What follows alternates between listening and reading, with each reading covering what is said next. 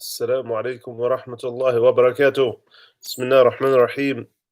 الحمد لله رب العالمين، والصلاة والسلام على أفضل الخلق وسيد المرسلين، سيدنا وحبيبنا ومولانا محمد وعلى آله وصحبه أجمعين. MashaAllah, it's really nice to be with you all on this blessed Friday. Insha'Allah ta'ala, the time is coming close, we hope, where we will actually be able to come back and see all of you in person. And we ask Allah subhanahu wa ta'ala to open up the doors of our masjid soon. And inshallah, hopefully that will be happening soon, as that is starting to unfold in different Muslim communities where the masajid are slowly opening up.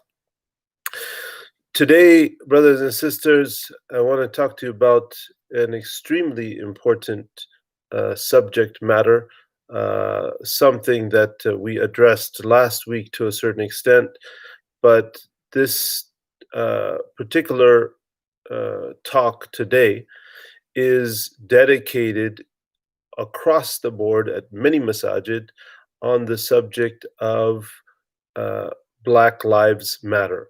And today is being considered as a day of outrage, a day where Muslims are being asked to stand up for justice, where Muslims are being asked to stand with their Black brothers and sisters, be they Muslim, be they not Muslim.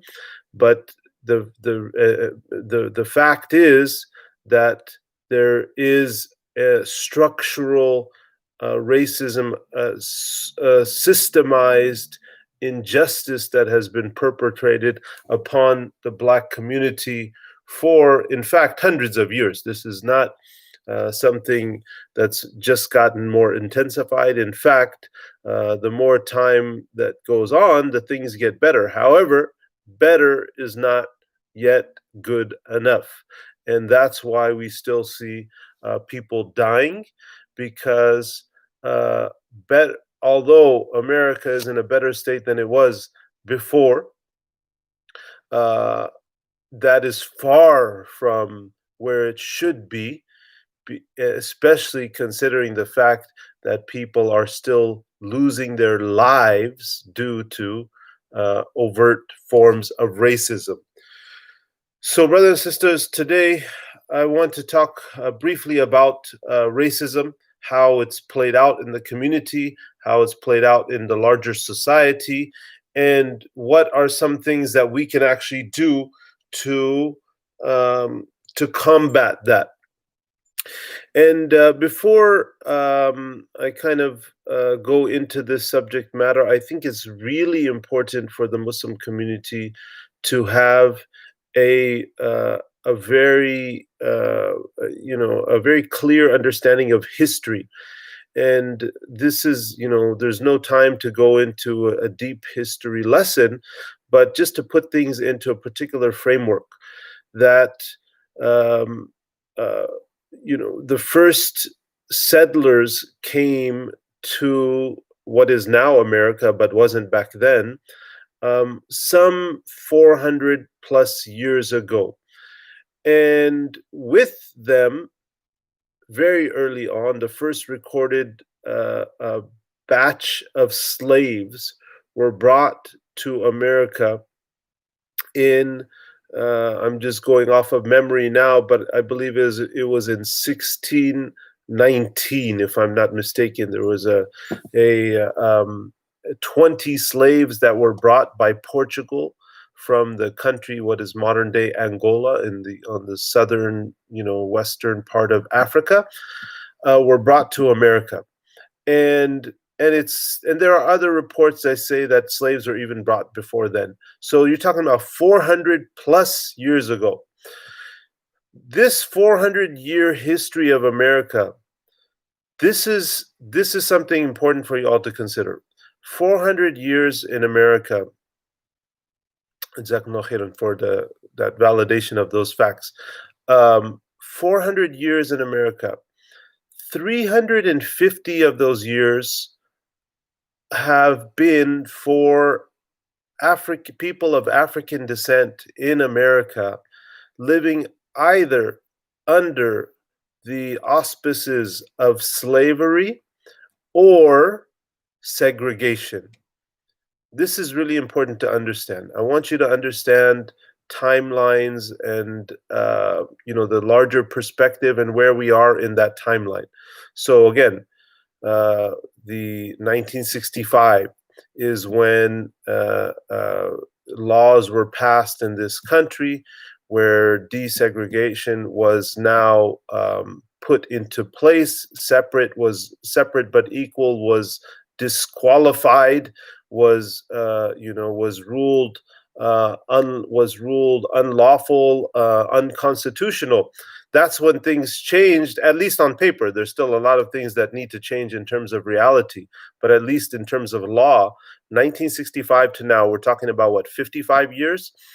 So America's 400 plus year history, 55 years of that is under freedom. But before that, slavery and segregation. And segregation had many different manifestations and played out in many different ways. Black codes, Jim Crow law, and all of these things. You need to read history to understand these things. So we're talking about about 12-13% of America's history for Black people in America, where they've lived under legal freedom, right? Legal freedom. But yet, like we said, there are still things that are deeply ingrained, just running through the veins of America, the racist notions, within the constructs of various institutions, infrastructures of America. I mean, the primary infrastructure in America that is there to protect people is the police, right? We're here to protect and serve. That's what you see written on every police car, to protect and serve. Well, when the institution that is responsible for protecting and serving the community is at the forefront of abusing the Black community, then we know that freedom has not yet fully been achieved, and it's far, far from that. So it's important to understand this perspective, right? That yes, we live in a society where there are certain freedoms. Immigrant Muslims come to this country, came from South Asia and came from the Middle East and other places, and found great opportunity and found freedoms that they didn't find in their own countries. But those freedoms that exist in this country for Black people have only existed for a very short period of time, relatively speaking. And so you have to put it in perspective. And then one of the things that's Imam Jihad said this. He said that America was intoxicated with slavery and segregation for this 350-year period. And now there's still a hangover that America suffers from, where the residue, where the remnants of slavery and segregation still exist in America, right? And that's what we are dealing with today. So let's talk briefly about what racism is, define it, and some related matters, inshallah. So racism is a general concept. Today we're focusing on anti-Black racism, and this is really important. I'll share this with you from the beginning. I don't know if we talked about this last week, but we're talking specifically about anti-Black racism, and it's really important that it's framed with that particular terminology, and not with just racism in its general sense, because racism is applicable to across the board. But in this day and age, right now, at this juncture in time, at this point in time, we're talking about anti-Black racism, or as it's being called by some, anti-Blackness. That's where the focus needs to be ahead. And when we talk about Black Lives Matter, Black Lives Matter is a very important slogan that should absolutely not be minimalized, or should not be confused, and should not be hijacked by other slogans where people say all lives matter and these sort of things. I'll give you a very simple analogy. If somebody is doing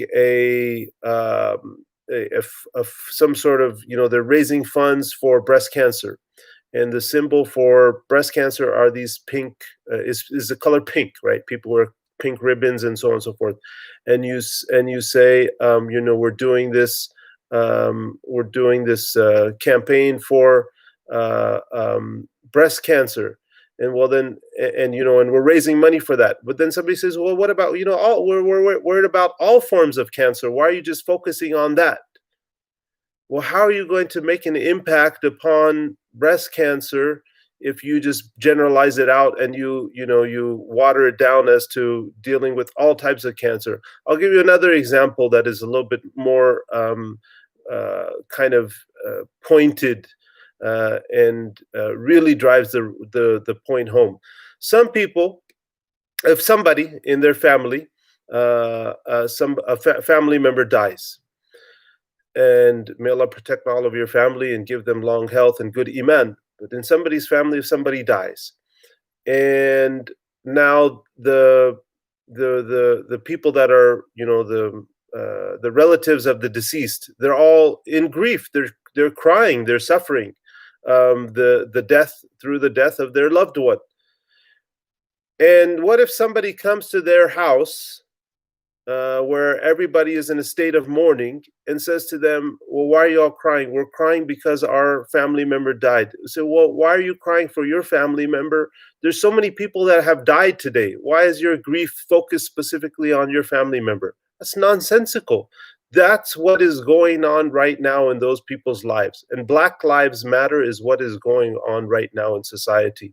So to say at this juncture in time that all lives matter, and to use that sort of, to try to twist that sort of language and messaging, is actually a racist ploy, detracting from where the focus needs to be, and what needs to be fixed at this point in time. So some words on anti-Black racism. Racism in general, what is it?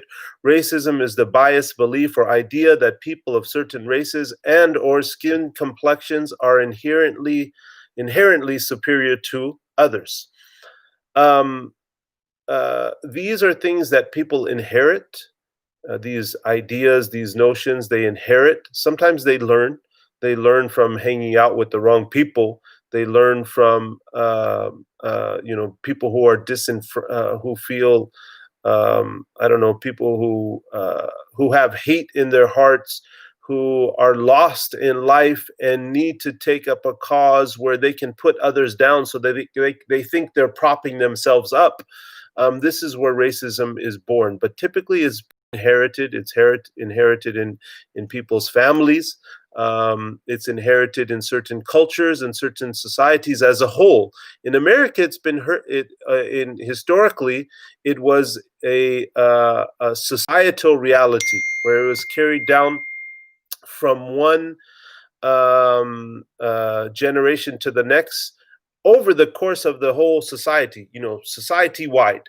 Where for example, in America, in the South, racism was the anti-Black racism was how life was. That is what was right for those people, for white people at that time, and that was carried out throughout generations. So imagine that, right? And this is what's important to kind of reflect upon.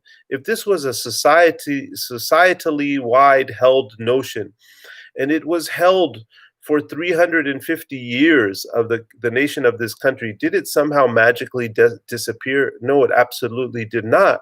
In many of those families that still, those children of those families, descendants of those families that are here today, those are ideas and notions that were carried with them and still play out in a large way in the world today.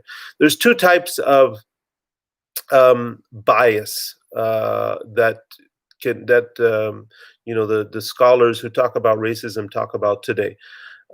Explicit bias and implicit bias. A bias similar to racism is holding on to notions about other people that are not true, based upon certain ideas that are tied to superiority and inferiority, etc.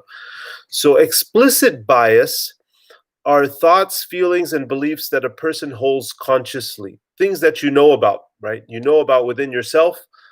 Somebody, for example, who holds the idea that certain races are inherently more, have a higher intellectual capacity, or other races are have not been given a certain don't have certain qualities that other races have, etc. Implicit bias, the second type of bias, and this is important to understand this distinction, because then it gives you ability to look within yourself and see things on not just in a simplified way. Some people say, well, I'm not racist. I don't treat people differently. I don't see myself above others. But there's this thing called implicit bias that is important to understand. Thoughts, feelings, and beliefs a person holds subconsciously and does not realize that they are there.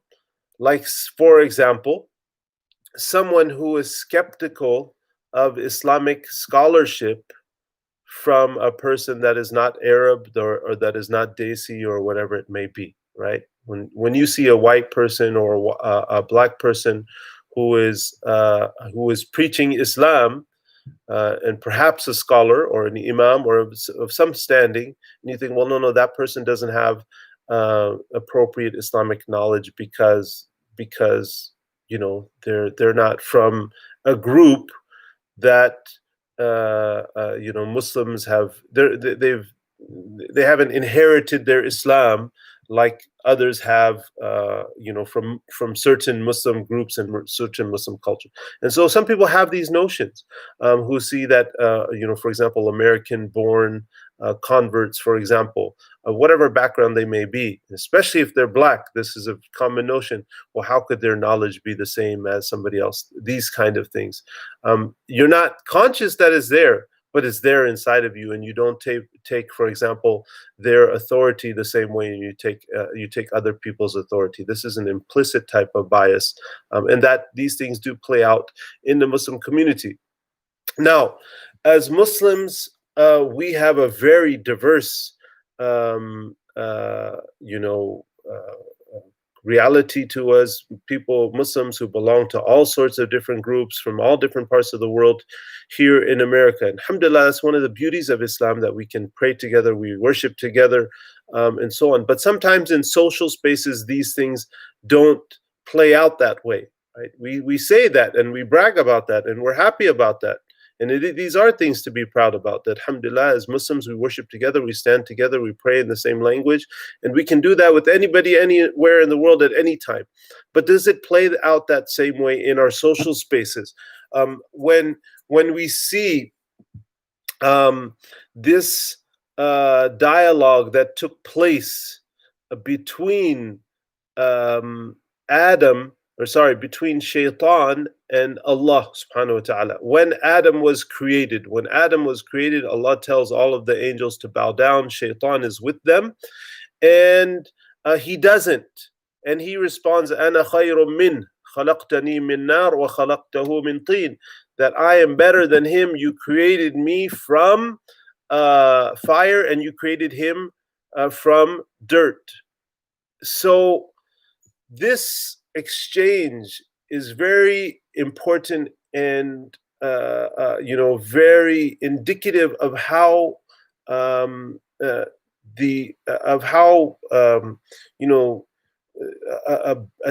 base sort of notion that is there within some people. If you let Shaitan guide your worldview, if Islam is not your worldview, and you let notions of other people, and you let these sort of thoughts creep into you, then you are taking on the quality of shaitan. Shaitan says, I am better than him. Why? Because you created me from a certain material and you created him from a certain material. Allah subhanahu wa ta'ala, he tells a shaitan, he tells him what?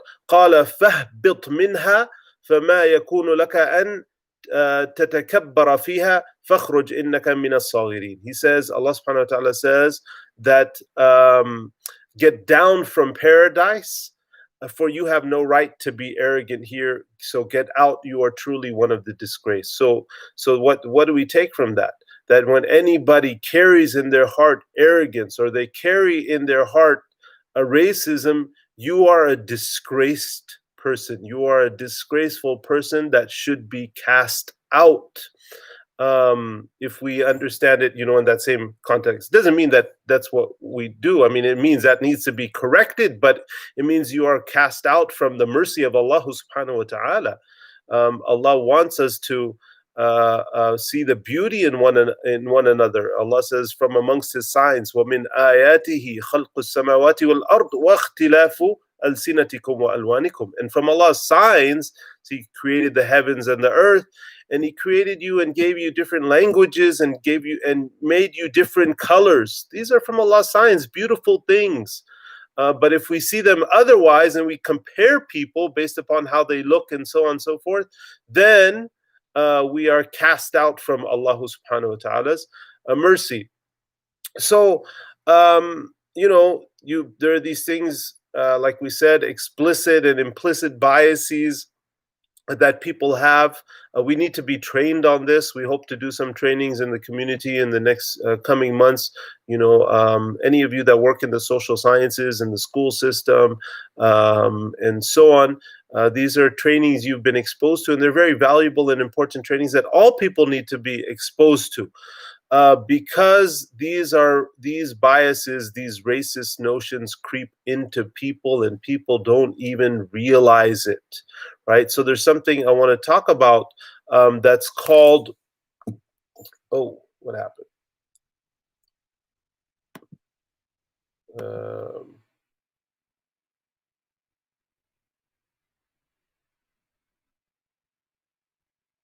Give me a minute, y'all. I don't know if I'm still on. I can't see the screen.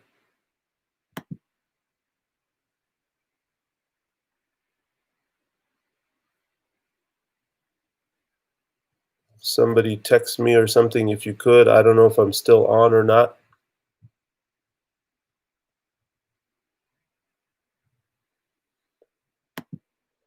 There we go. Alhamdulillah.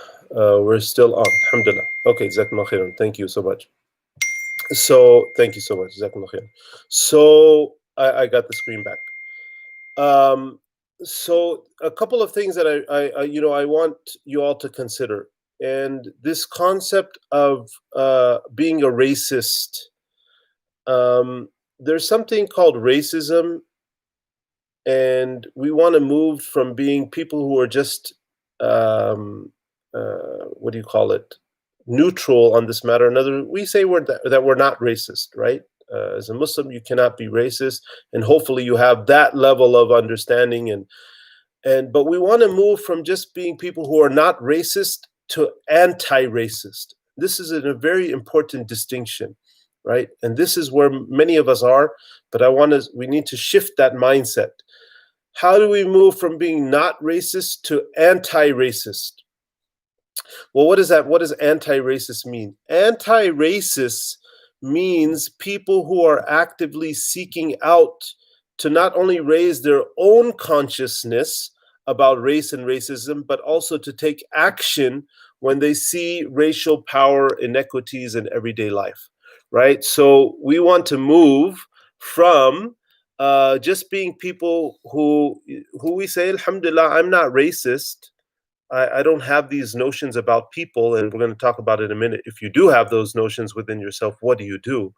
But let's assume the vast majority of us don't.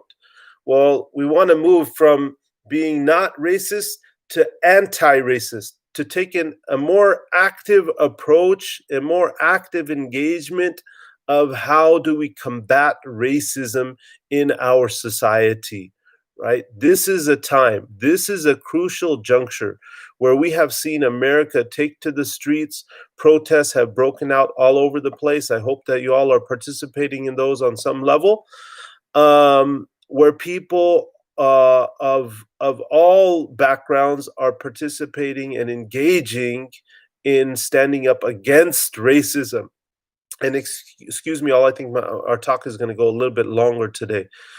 Um, so this is, by the way, this is something really interesting about this particular. I was in LA. I was in my early 20s when the 1992 uh, LA uprising took place. I remember it vividly. This is in the aftermath of when Rodney King was beaten to a pulp by the police. It was caught on videotape. Back in those days, that was a big deal. No, we didn't have cell phones in our pocket where you could just film every single thing. So that was footage that was very rare. You can't catch it, even if people are getting beat up. Well, where do you see it? People don't. You don't. You have a big, huge camcorder that, and who carries that around? So this man happened to capture it from his balcony, and of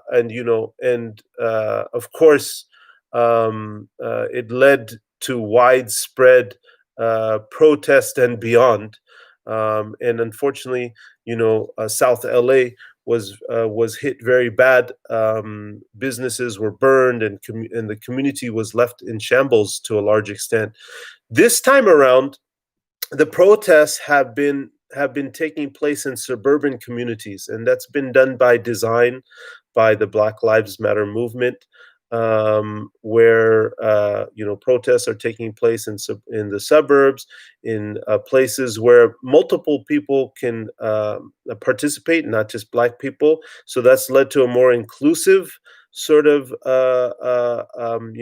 fight, where others have taken up anti-racism as a cause. And the other thing that's protected inner city communities from being set up on fire, because there is discontent, and there are going to be elements that are going to go out and do things, as we've seen, unfortunately. But it is hard to contain anger and discontent, especially amongst young people who see no other recourse, who have no hope in terms of the other avenues. So we understand why those things happen. We don't condone them, we don't justify them, but we understand. And so what I'm saying all of that to say that, alhamdulillah, there's been an active engagement in anti-racism, and these are opportunities for us to partake in that. But I wanted to express this concept to you. One thing that is, in doing some research and about this subject matter that I came across that I wanted to share with you, was um, how do we go about combating injustice, and how do we go about seeking to be people who are anti-racist? The late Dr. Martin Luther King Jr., of course, who was the great leader of the civil rights movement, he had a 4-step plan. And I love the way in which he framed it, because we look at things very often in Islamic concepts. We see things in a similar fashion. We lay them out in a similar fashion. This is how he laid this out.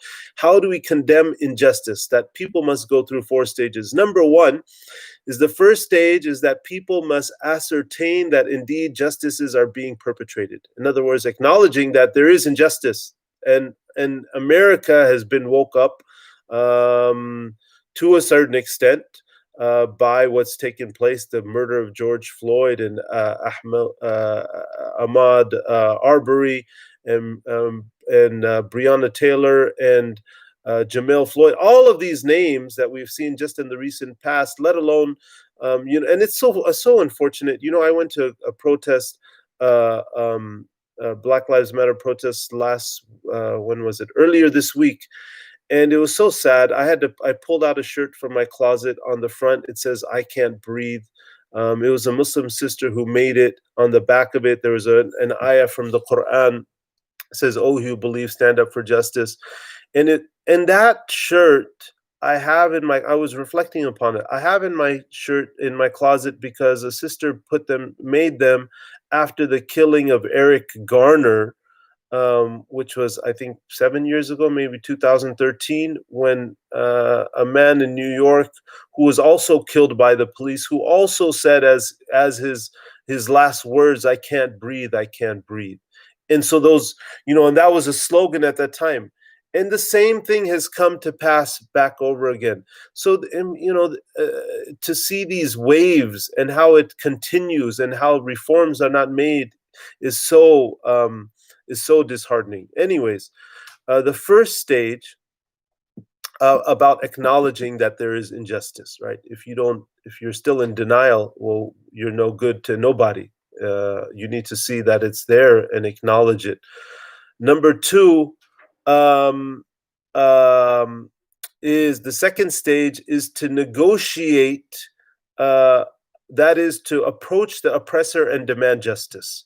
So there is injustice. Well, what do you do next? You go to the oppressor, the one and demand justice, and that's what's happening now.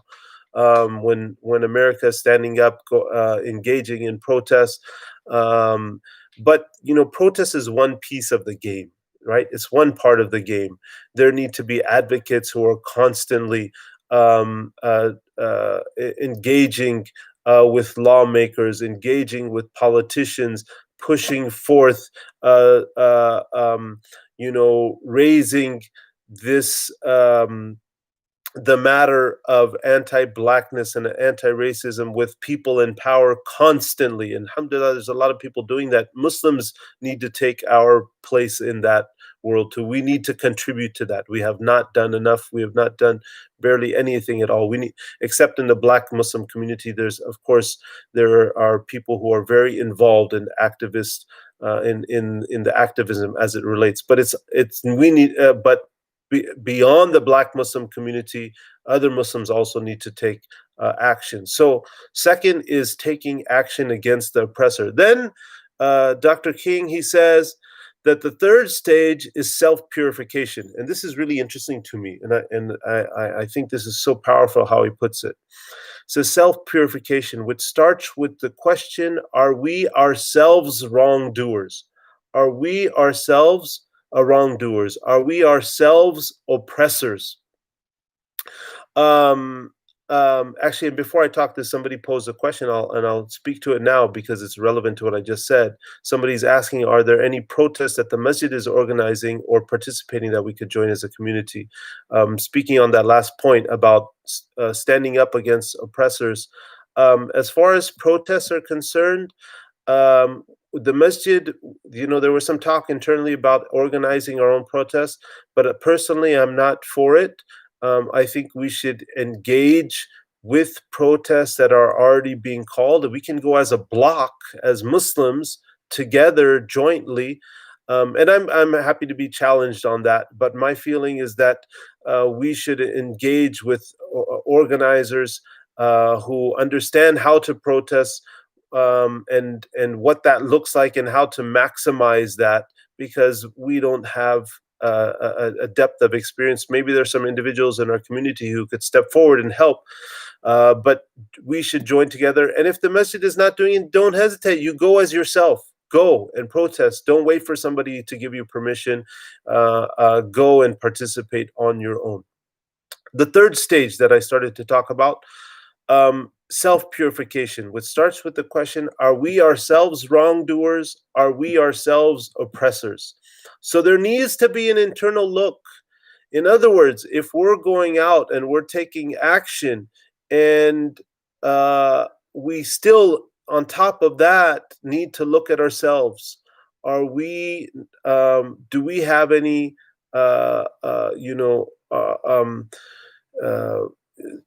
notions of racism in ourselves that are limiting us from being beneficial in our work? Because ultimately the help from Allah subhanahu wa ta'ala will come, but we need to be clean-hearted. We need to ensure that we're not doing this and not doing it for some worldly benefit, but we're doing it because we actually believe in the cause and we believe in a just cause, and we're also internally looking at ourselves.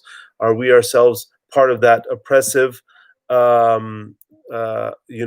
reality as well. The fourth stage is to take action after true self-examination, after removing one's own wrongs before demanding justice for others. So why do we look at ourselves? Why do we self-purify, as Dr. King says? Because you cannot bring justice on a larger scale if you are committing injustice within yourself. Right. So I love the reflective process that Dr. King talks about in this 4-stage process of bringing about a change. Now, the last thing I think I want to maybe kind of wrap up on is that looking inside ourselves is of paramount importance. The Prophet sallallahu alaihi wasallam is reported to have said, "There is a tree in paradise reserved for one whose own faults preoccupied him from considering the faults of others." Subhanallah, it's so powerful. There is a tree in paradise reserved for the one whose own faults preoccupied him from considering the faults of others. As human beings, we tend to see the faults of others, and we tend to overlook our own faults. We need to look at ourselves. We need to really ask ourselves, what am I guilty of? Right? Where are some of my racist and biased notions? What are they? How have they played out? How do I overcome them? What do I need to do? I'm going to tell you a couple of things. There's so much I want to tell you, but I want to respect the time too. In the immigrant Muslim community, right, amongst Desis, amongst Arabs, there's a notion, and this always troubles me, and I find myself correcting people and even my elders. People say, well, those that American person did such and such, and then they say, well, but then when they talk about somebody else, that black person or that Mexican person. When they say American person, they're talking about a white person. They equate American with white, which is very interesting because it shows a certain colonial mindset. It shows that certain people, when they came from their lands to this country, they had this notion that white is America and America is white, and anybody else, even though they're American and they've been in America for generations, perhaps longer, whether they be black or Latino or whatever, that they don't put the term American on them in the same way. And so I'm correct. I'm speaking specifically to my elders, to a lot of my brothers and sisters who are foreign born and have come here and still carry that sort of language. That's softer language than people who are even more overtly denigrate others. I can go on and on, brothers and sisters. I have to stop somewhere. Racism is something that we have to root out. ISWV, we've been talking recently, and we need to do better as an organization. We need to educate our community about what anti-blackness is. We need to educate our community about the great contributions of Black Americans. We need to educate our community about the painful history of slavery and how that has had dire consequences for America as a whole and Black people in particular. We need to educate our community about the great contribution of Black Muslims in America, and then of African Muslims to the world community of Islam. There's so much that needs to be done, inshallah. We want to make a commitment to do better in our community. And we want to ask our community to also step forward.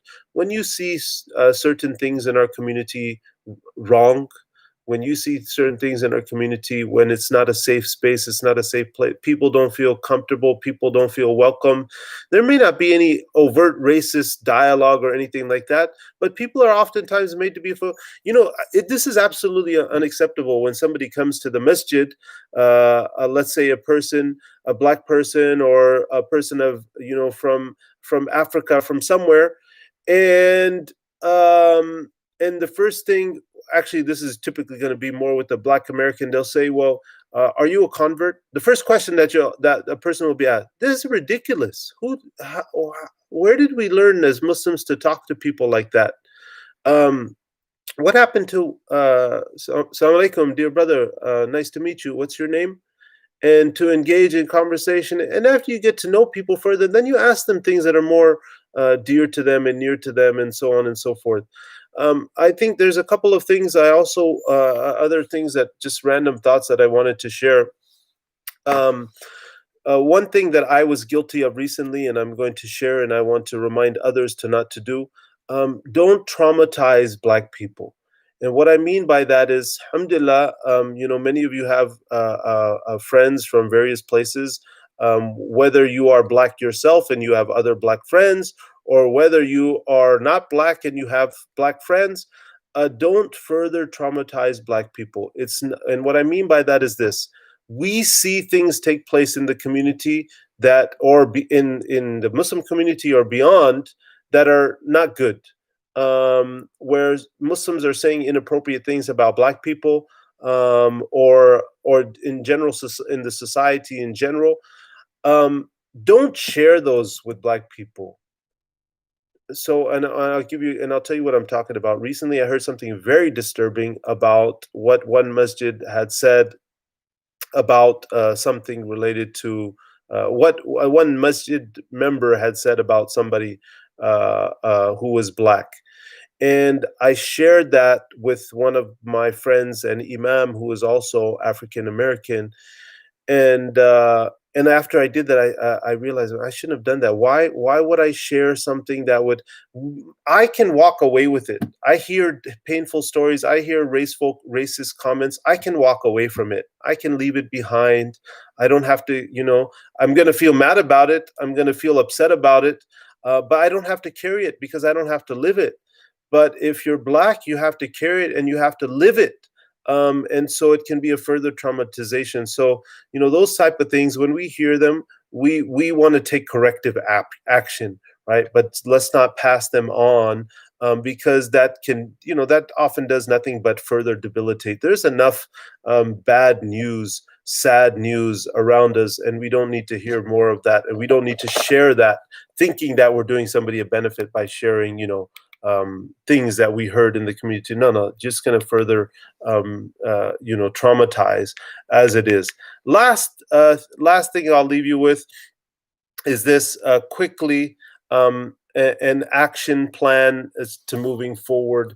This, I hate to say this is the action plan, but just some things that we need to consider for yourselves. Number one, education.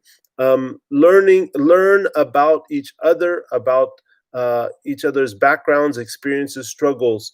That is part of the Muslim way. Allah subhanahu wa ta'ala says, in وَجَعَلْنَاكُمْ شُعُوبًا وَقَبَائِلَ لِتَعَارَفُوا, that we have made you nations and tribes so that you may know one another. So getting to know one another, educating ourselves is very important. Educate yourself about the Black community, about the history of African Americans in this community. Do that on your own.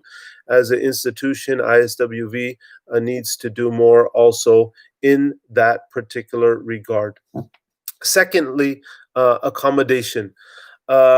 Provide opportunities for yourself and for people that to provide make opportunities to connect with people in your community that are from the Black community. Accommodate, make space, realize that our masajid are not always that welcoming. We don't live in a Black neighborhood, so we have our community members, African American community members, Black community members, African community members, but they're a minority, and it can oftentimes be very intimidating and non-accommodating, coming into the masjid space. So there needs to be done more, and we need to make more of an effort. We need to make more of a welcoming gesture. We need to do things that are going to be more inclusionary. We need to invite people. We feel comfortable talking with our own people, whoever you consider your own people to be, but we need to open those spaces, widen them up so that they are more inclusive. And that includes at the masjid, accommodating for African American culture, food, media, etc., so that we can have a wider cultural understanding, as well as a more inclusionary sort of way about our masjid. And the last thing is purification, as we talked about, to purify ourselves of these notions that may be within us. And we ask Allah subhanahu wa ta'ala to help us in our process. I went very long today. I apologize for that, but I don't know how to keep these such important discussions short. May Allah subhanahu wa ta'ala teach us that which benefits us, and benefit from us from what we learn, and increase us in knowledge. May Allah subhanahu wa ta'ala allow us to stand together as a community, as individuals, against anti-blackness, against anti-black racism. May Allah subhanahu wa ta'ala help us in our effort to be more inclusionary, to be more to be allies to the Black community and the struggles that lie therein. And may Allah subhanahu wa ta'ala forgive us for our shortcomings and help us to overcome that which is evil within our own selves. وصلى الله على سيدنا محمد وعلى آله وصحبه أجمعين. جزاكم الله خيرا. Allah bless you all. Assalamu alaikum.